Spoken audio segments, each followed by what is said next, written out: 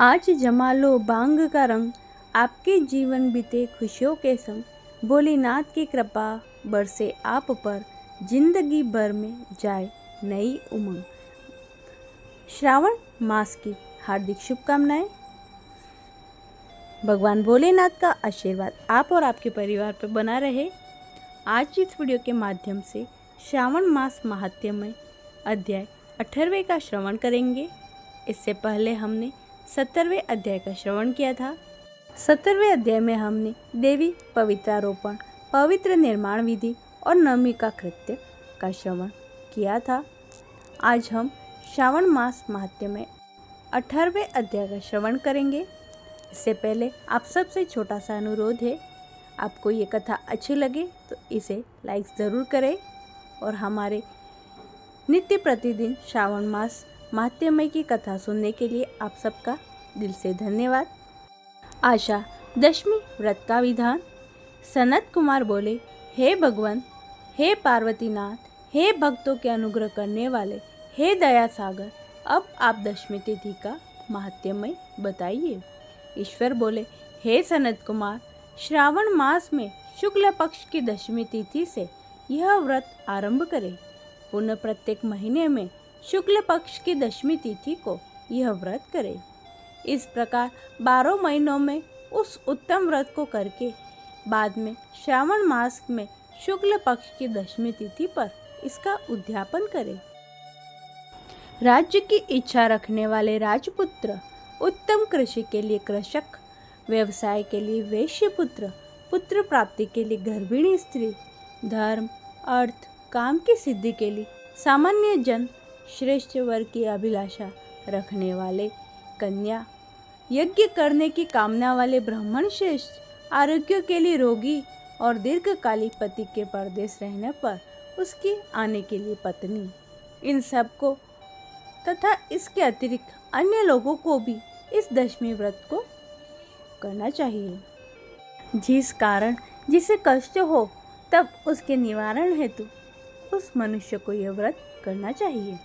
श्रावण में शुक्ल पक्ष की दशमी के दिन स्नान करके देवता का विधिवत पूजन कर घर के आंगन में 200 दिशाओं में पुष्प, पल्लव, चंदन से अथवा जौ के आटे से अधिदेवता की शस्त्र वाहन युक्त स्त्री रूपा शक्तियों का अंकन करके नक्त वेला में 200 दिशाओं में उनकी पूजा करनी चाहिए।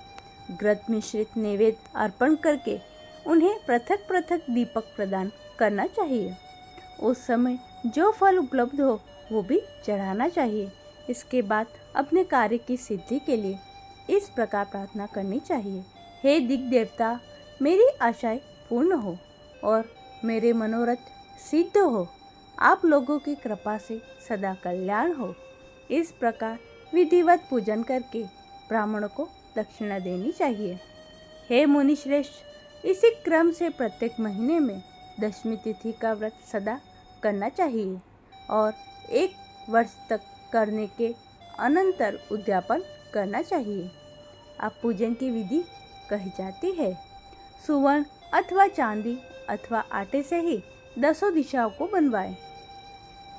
उसके बाद स्नान करके भली भांति वस्त्राभूषण से अलंकृत होकर बंधु बांधवों के साथ भक्तिपूर्वक मन से 200 दिव्य देवताओं का पूजन करना चाहिए।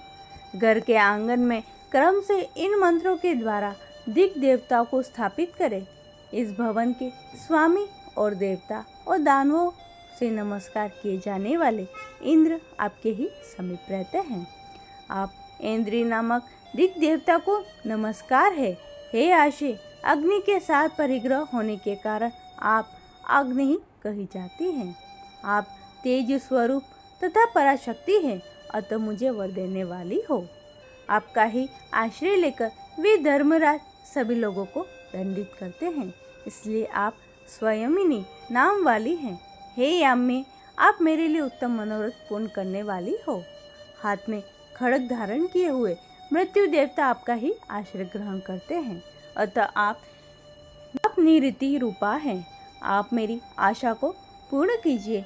हे वारुणी, समस्त भुवनों के आधार तथा जल जीवों के स्वामी वरुण देव आप में निवास करते हैं, अतः मेरे कार्य और धर्म को पूर्ण के लिए आप तत्पर हो।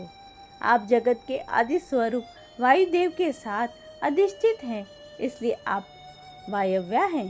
हे वायव्य, आप मेरे घर में नित्य शांति प्रदान करें। आप धन के स्वामी कुबेर के साथ अधिष्ठित हैं, अतः आप इस लोक में उत्तरा नाम से विख्यात हैं। शीघ्र ही मनोरथ प्रदान करके आप निरुत्तर हो। हे ईशानी, आप जगत के स्वामी शंभु के साथ सुशोभित होती हैं। हे शुभे, हे देवी, मेरी अभिलाषाओं को पूर्ण कीजिए। आपको नमस्कार है, नमस्कार है। आप समस्त लोकों के ऊपर अधिष्ठित हैं, सदा कल्याण करने वाली हैं और सनक आदि मुनियों से घिरी रहती हैं। आप सदा मेरी रक्षा करें, रक्षा करें।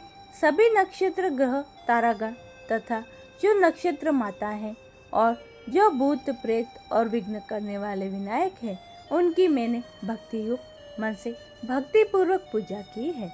वे सब मेरे अभिष्ट की सिद्धि के लिए सदा तत्पर हों।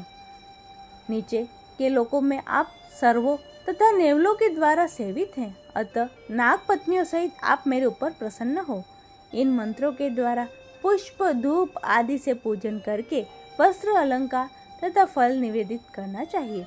इसके बाद वागध्वनि, गीत, नृत्य आदि मंगल कृत्य और नाचती हुई श्रेष्ठ स्त्रियों के सहित जागरण करके रात्रि व्यतीत करनी चाहिए। कुमकुम, अक्षत, तांबूल, दान मान आदि के द्वारा भक्तिपूर्ण मन से उस रात्रि को सुखपूर्ण व्यतीत करके प्रातःकाल प्रतिमाओं की पूजा करके ब्राह्मणों को प्रदान कर देनी चाहिए। इस विधि से व्रत को करके क्षमा प्रार्थना तथा प्रणाम करके मित्रों तथा प्रिय बंधुजनों के साथ लेकर भोजन करना चाहिए। हे तात, जो मनुष्य इस विधि से आदर पूर्वक दशमी व्रत करता है, वह सभी मनोवांछित फल प्राप्त करता है। विशेष रूप से स्त्रियों को इस सनातन व्रत को जरूर करना चाहिए, क्योंकि मनुष्य जाति में स्त्रियां अधिक श्रद्धा कामना परायण होती है। हे मुनिश्रेष्ठ, धन प्रदान करने वाले, यश देने वाले, आयु बढ़ाने वाले तथा सभी कामनाओं का फल प्रदान करने वाले, इस व्रत को मैंने आपसे कह दिया। तीनों लोकों में अन्य कोई भी व्रत इसके समान नहीं है।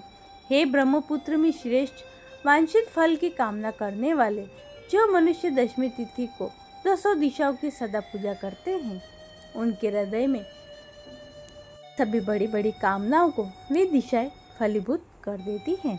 इसमें अधिक कहने से क्या प्रयोजन।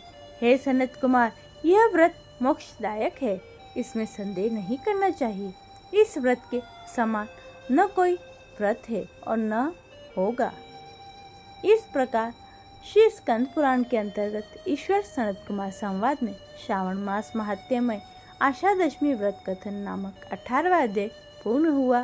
बोलिए उमापति महादेव की जय।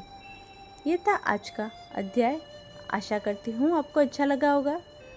आपको पसंद आया है तो इसे लाइक करें, चैनल को सब्सक्राइब कर लीजिए और कमेंट में ओम नमः शिवाय लिखना ना भूलें। सभी भक्तों को राधे राधे।